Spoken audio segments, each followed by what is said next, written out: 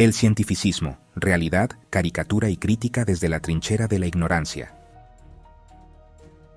En el amplio espectro de las discusiones entre ciencia, filosofía y religión, el término cientificismo aparece una y otra vez como un comodín polémico, un espantajo conceptual que sirve, según quien lo esgrima, tanto para advertir de los excesos de la razón empírica como para desacreditar toda confianza en el conocimiento científico.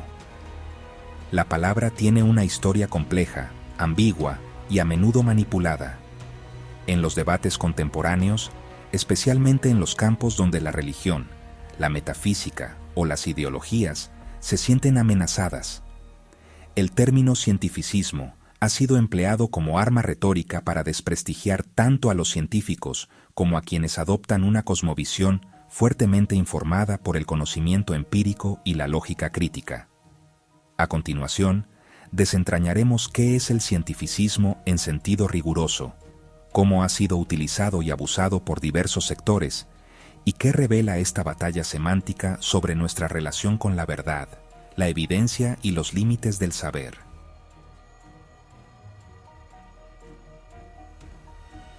El cientificismo, definición y espectro semántico. Antes de abordar las polémicas, es necesario hacer una distinción crucial. El cientificismo no es sinónimo de ciencia, ni siquiera de confianza en la ciencia. Etimológicamente, el sufijo ismo implica una postura ideológica o filosófica, no simplemente una metodología. Por tanto, el cientificismo sería una actitud que va más allá del uso de la ciencia. Implica una sobrevaloración de ésta, o incluso su absolutización como único camino válido hacia el conocimiento. En su formulación más estricta, el cientificismo sostiene que solo la ciencia, particularmente las ciencias naturales y empíricas, puede darnos verdades objetivas sobre el mundo, relegando otras formas de saber, como el arte, la ética, la filosofía o la espiritualidad, a meras expresiones subjetivas o ilusorias. Esta postura puede adoptar distintas formas. Cientificismo metodológico extremo. La creencia de que los métodos de las ciencias naturales son aplicables, sin excepción ni modificación, a todas las áreas del conocimiento. Cientificismo ontológico. La idea de que solo existen entidades que pueden ser explicadas y estudiadas científicamente. Cientificismo epistemológico. La negación de cualquier forma de conocimiento que no pase por el filtro empírico y replicable. Aunque pocos científicos sostienen estas posturas en su forma más radical, la crítica al cientificismo ha sido útil para abrir un debate sobre los límites de la ciencia, los sesgos de la investigación y la importancia de otras disciplinas. Sin embargo, el problema surge cuando esta crítica es secuestrada y distorsionada por sectores interesados en desprestigiar no al cientificismo, sino a la ciencia misma.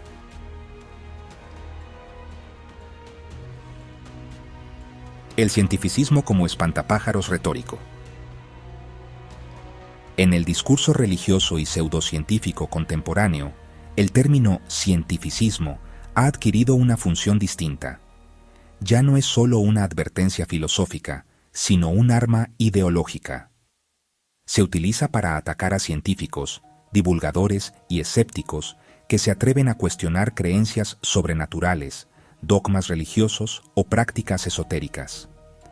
En esta retórica, el cientificismo es presentado como una suerte de religión secular, dogmática, cerrada, arrogante y ciega ante su propia fe en la razón.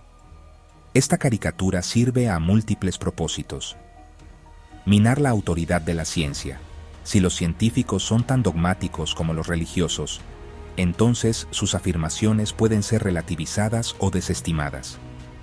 Proteger creencias no justificadas. Al presentar a la ciencia como una ideología más, se pretende ponerla al mismo nivel que sistemas de creencias no sustentados en evidencia. Estigmatizar el pensamiento crítico. Se acusa a los escépticos de adorar la ciencia, desviando así la atención del contenido de sus argumentos hacia su supuesta actitud. Es así como apologistas religiosos, defensores del diseño inteligente, promotores de la homeopatía y otros movimientos anticientíficos han recurrido al término cientificismo como una etiqueta peyorativa, ignorando deliberadamente los matices entre la práctica científica y su interpretación filosófica.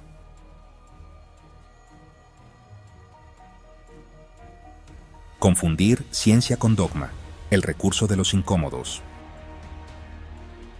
Una de las tácticas más comunes en este contexto es presentar a los científicos como nuevos sacerdotes y a la ciencia como una nueva religión. Esta analogía, tan simplista como seductora, se apoya en malentendidos fundamentales. La ciencia no exige fe, sino evidencia. Los paradigmas científicos son reemplazables, no infalibles. La crítica es parte integral del método científico, no una amenaza para su autoridad. La religión, por el contrario, se basa en la revelación, la tradición y la obediencia.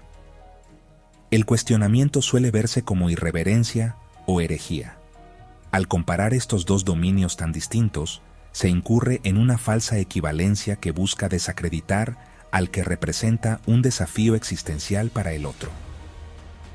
No es casual que muchas religiones hayan tenido históricamente una relación ambivalente, cuando no hostil, con el avance del conocimiento empírico. Desde Galileo hasta Darwin, cada expansión de la frontera científica ha significado una contracción del espacio para lo sobrenatural.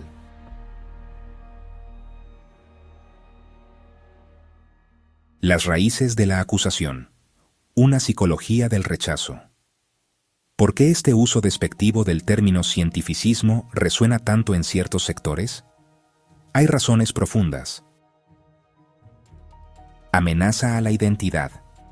Muchas personas basan su sentido de pertenencia, propósito o moralidad en sistemas religiosos o místicos.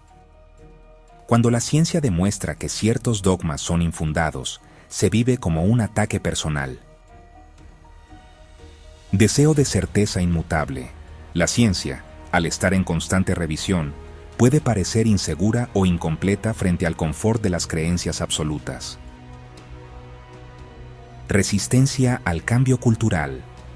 El avance científico suele estar acompañado de transformaciones sociales, cuestiones de género, bioética, evolución humana, que desestabilizan estructuras tradicionales. En este sentido, el rechazo al cientificismo no siempre es rechazo a la ciencia per se, sino al mundo que ésta revela.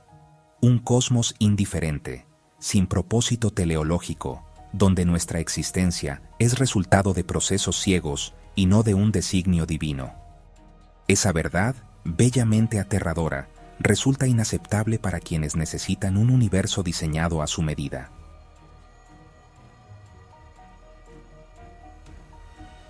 ¿Hay cientificismo real? Críticas internas desde la filosofía. Para ser justos, no todo uso del término cientificismo es falaz o malintencionado. Algunos filósofos y científicos como Karl Popper, Thomas Nagel o incluso Noam Chomsky han advertido contra la tentación de aplicar métodos científicos más allá de su alcance. La crítica es válida cuando se ignoran dimensiones éticas, estéticas o existenciales que no pueden reducirse a datos. Se intenta explicar la totalidad de la experiencia humana desde la neurociencia o la genética, excluyendo fenómenos irreductibles como la conciencia o el arte. Se desprecia la filosofía como irrelevante, sin notar que toda afirmación epistemológica, incluso sobre el método científico, presupone marcos filosóficos. Pero esas críticas buscan mejorar el entendimiento del conocimiento, no socavarlo. A diferencia de los ataques interesados desde la religión o la pseudociencia, estos cuestionamientos emergen desde el respeto al conocimiento racional y el deseo de afinar sus herramientas, no de destruirlas.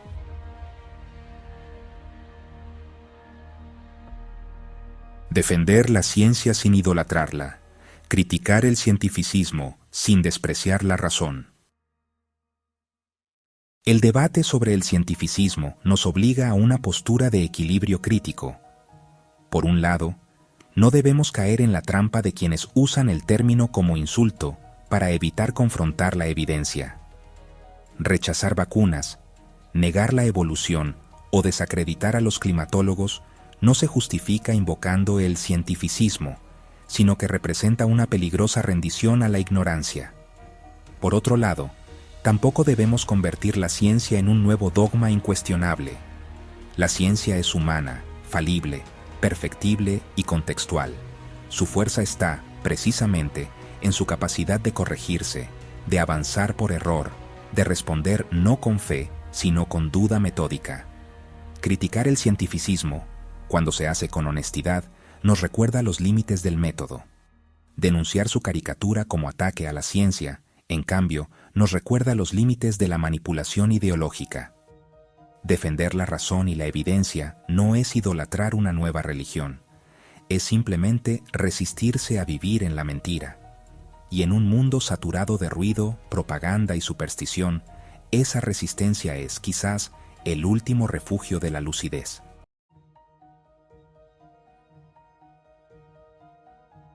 A continuación, veremos un ejemplo de crítica al cientificismo de esa manera deshonesta a la que ya nos hemos referido. Y sí, una vez más, tenemos en el canal a un personaje del cual su presencia parece estar haciéndose habitual por aquí, Enric Hell. Al ser una referencia muy popular sobre filosofía en YouTube, lo he considerado nuevamente como muestra ilustrativa de cómo una filosofía deficiente, sesgada, dogmática y mal fundamentada ha logrado popularizarse en nuestros tiempos con consecuencias lamentables. El vídeo de Enric de Adictos a la filosofía contra el cientificismo, 5 argumentos decisivos, del cual dejo el enlace en los comentarios, es una crítica muy bien articulada y popular al cientificismo, utilizando argumentos clásicos de la filosofía. Analizaré cada uno de sus 5 puntos, mostrando sus inconsistencias y revelando cómo, bajo una apariencia de rigor filosófico, se deslizan afirmaciones imprecisas, malinterpretaciones de la ciencia y, en algunos casos, un sesgo ideológico que termina debilitando la crítica que pretende construir.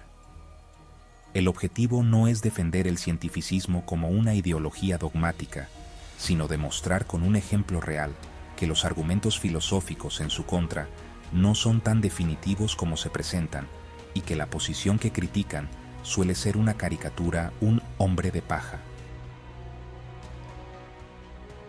La estrategia del hombre de paja. Antes de abordar los 5 puntos de Enric uno por uno, es crucial analizar la estrategia fundamental de su argumentación, pues es ahí donde reside su mayor debilidad.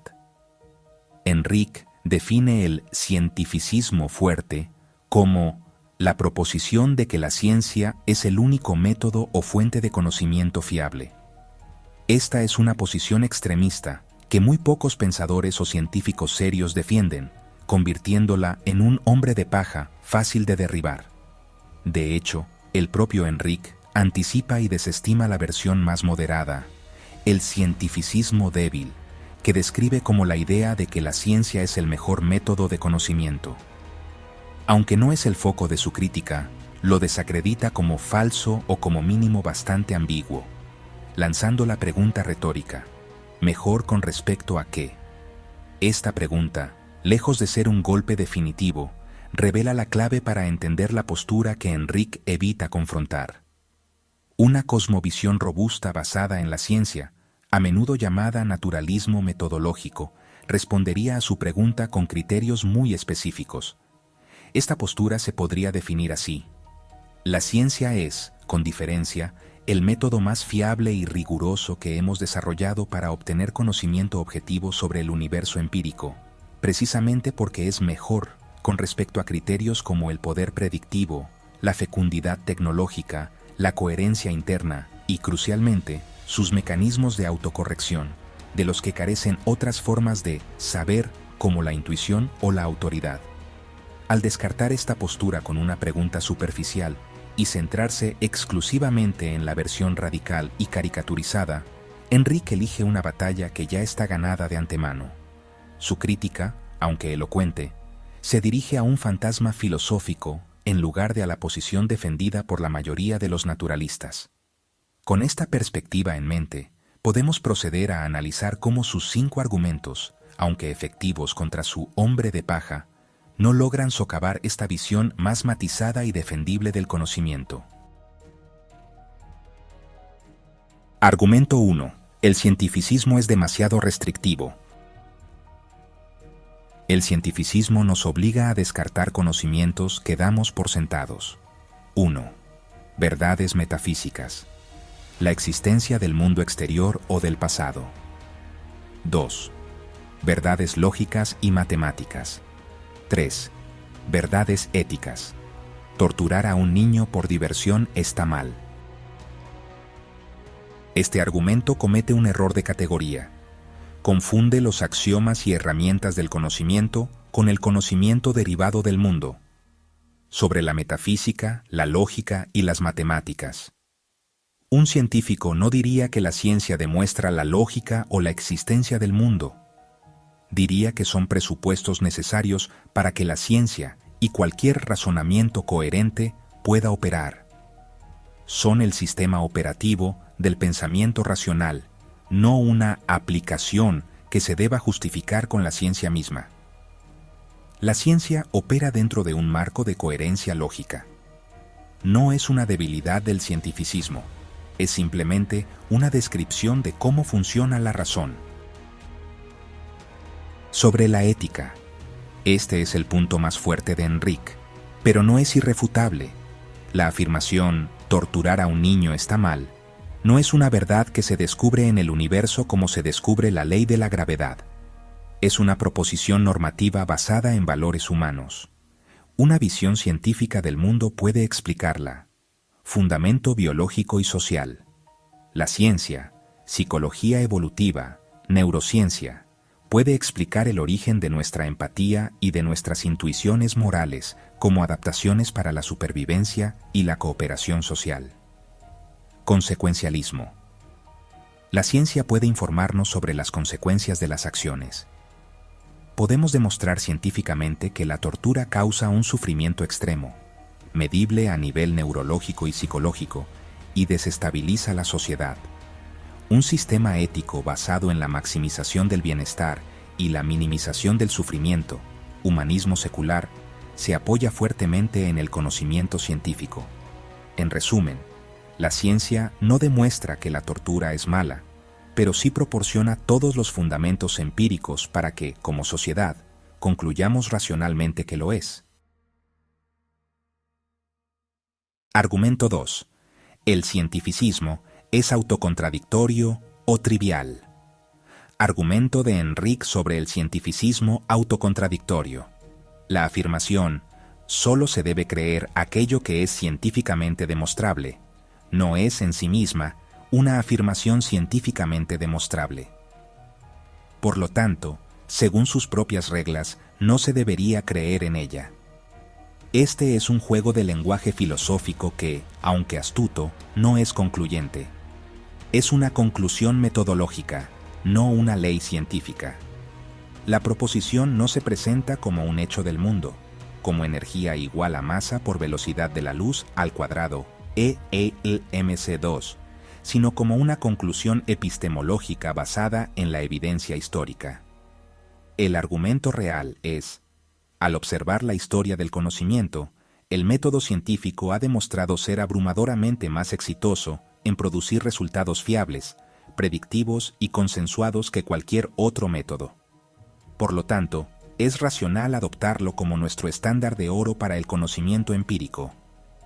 Esta es una inferencia a la mejor explicación, basada en evidencia, no una afirmación que deba probarse en un laboratorio. Es un principio normativo. La frase puede reformularse no como una descripción del mundo, sino como una recomendación. Para obtener el conocimiento más fiable, debemos priorizar el método científico. Las recomendaciones metodológicas no están sujetas a prueba empírica de la misma manera que las hipótesis sobre el mundo.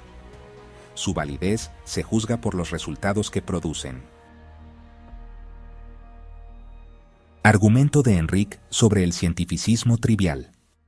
Para escapar de la autocontradicción, el cientificista podría ampliar la definición de ciencia para incluir la filosofía, la lógica y cualquier forma de investigación racional, acercándose al significado latino de scientia. Sin embargo, al hacer esto, la afirmación «solo la ciencia nos da conocimiento» se convierte en «solo la investigación racional nos da conocimiento». Una tautología tan obvia que es trivial y pierde todo su poder crítico. Este es un falso dilema. El defensor de una visión científica del mundo no está obligado a elegir entre una autocontradicción o una trivialidad, porque la solución que Enrique propone, redefinir la palabra ciencia, es una que no necesita tomar. La postura real y defendible no consiste en cambiar el significado de la palabra ciencia, sino en establecer un criterio de demarcación para el conocimiento fiable. La afirmación no es solo la ciencia como palabra es válida, sino más bien, el conocimiento más fiable sobre la realidad se obtiene a través de métodos que son lógicos, empíricamente contrastables, sistemáticos y autocorrectivos. Esta postura no es trivial por varias razones clave. 1. Mantiene una jerarquía clara. Reconoce a la ciencia moderna, física, biología, etc., como la máxima expresión y el más exitoso exponente de este método. No equipara la filosofía con la física, sino que valora a ambas en la medida en que se adhieren a este estándar de rigor racional y basado en evidencia. 2. Sigue siendo altamente restrictiva y crítica. Esta afirmación está lejos de ser una tautología que todos aceptan. De hecho, excluye activamente muchas otras fuentes de supuestas verdades que han sido históricamente muy importantes.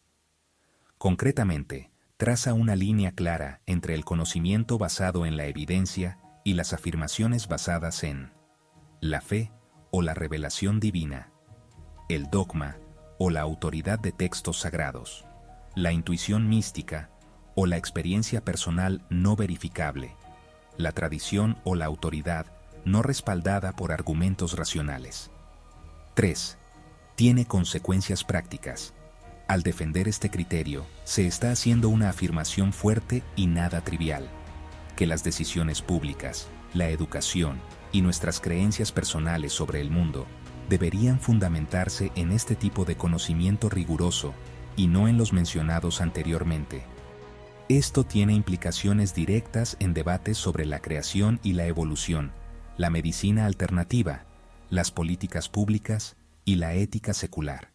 En resumen, la postura no se vuelve trivial porque no necesita redefinir ciencia hasta hacerla vacía. En su lugar, defiende un criterio de fiabilidad que sigue siendo específico, polémico y con un enorme poder crítico para distinguir entre el conocimiento riguroso y las meras creencias dogmáticas. La afirmación conserva todo su mordiente sin caer en la autocontradicción. Argumento 3. La ciencia no puede ofrecer una descripción completa de la realidad, el problema de los qualia.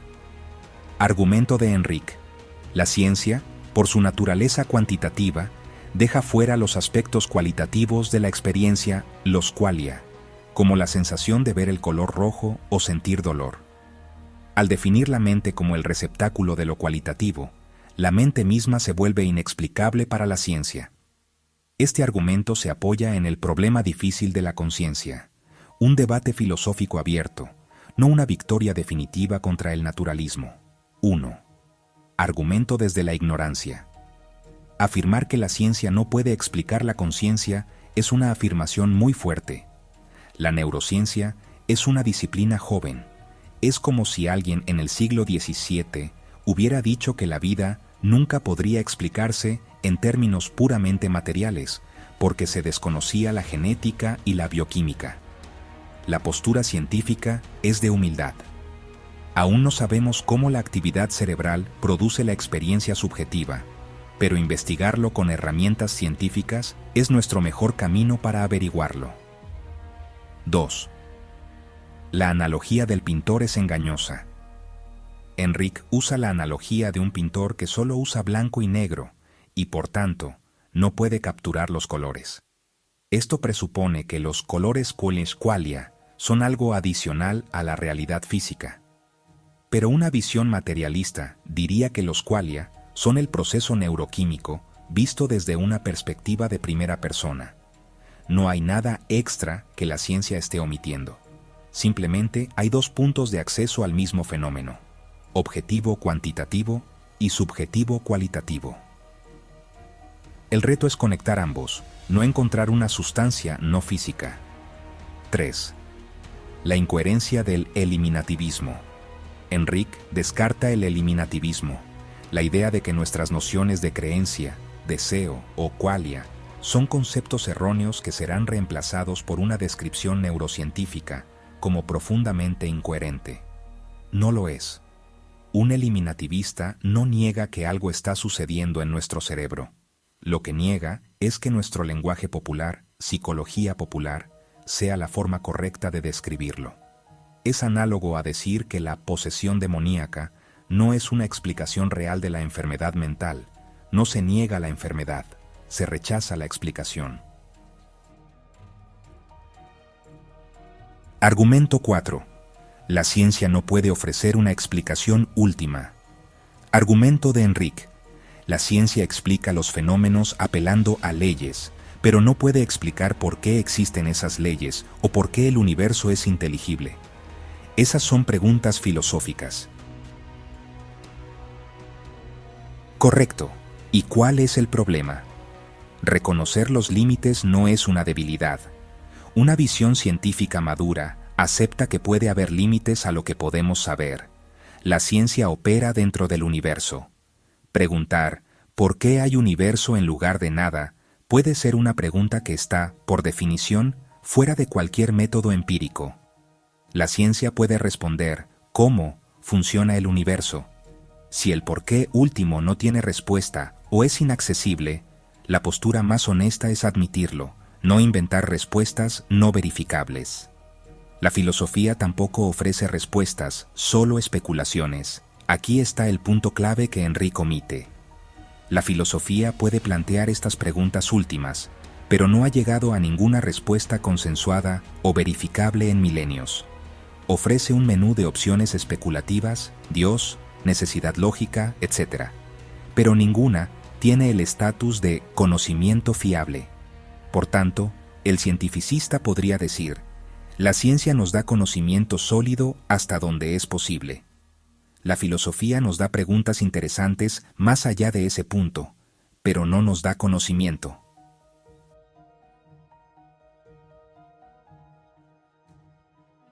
Argumento 5.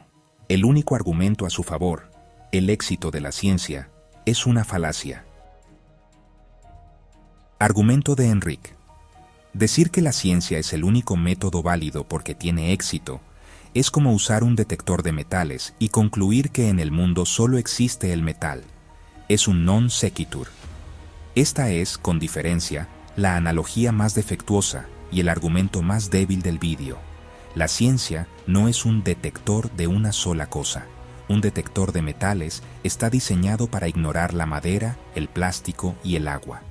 El método científico no está diseñado para ignorar nada que sea empíricamente detectable. Es un método universal para investigar cualquier afirmación sobre la realidad que tenga consecuencias observables. Si los fantasmas, la telepatía, los milagros o las energías astrales fueran reales y tuvieran efectos en el mundo, la ciencia sería la herramienta perfecta para detectarlos. Se diseñarían experimentos, se recogerían datos y se buscarían resultados repetibles. El detector ha estado funcionando y no ha encontrado nada más. La razón por la que una visión científica no incluye lo sobrenatural no es porque su detector sea limitado, sino porque después de siglos de usar el método más riguroso que tenemos, no ha aparecido evidencia sólida y repetible de esas otras cosas. La analogía correcta sería: tenemos un detector universal de fenómenos empíricos. Lo hemos pasado por todas partes y solo encontramos fenómenos naturales. Por tanto, es racional concluir que hasta donde sabemos, solo existen fenómenos naturales. El argumento no es una falacia, es una inferencia inductiva. El argumento a favor de la primacía de la ciencia no es un non sequitur, es una poderosa inferencia inductiva. Hemos probado muchos métodos: revelación, intuición, autoridad, etc., y solo uno, la ciencia, ha producido un cuerpo de conocimiento acumulativo, consensuado, predictivo y tecnológicamente fructífero. Por tanto, es racional concluir que es el mejor método que tenemos.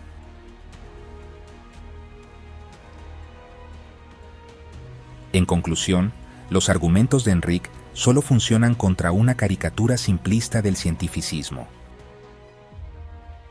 Una visión del mundo basada en la ciencia, más matizada y robusta. 1. No niega la utilidad de la lógica, las matemáticas o la ética, simplemente las sitúa en su categoría correcta: axiomas, herramientas o sistemas normativos informados por la ciencia. 2. No es autocontradictoria, ya que su principio fundamental es una conclusión metodológica basada en la evidencia histórica del éxito, no una ley científica. 3.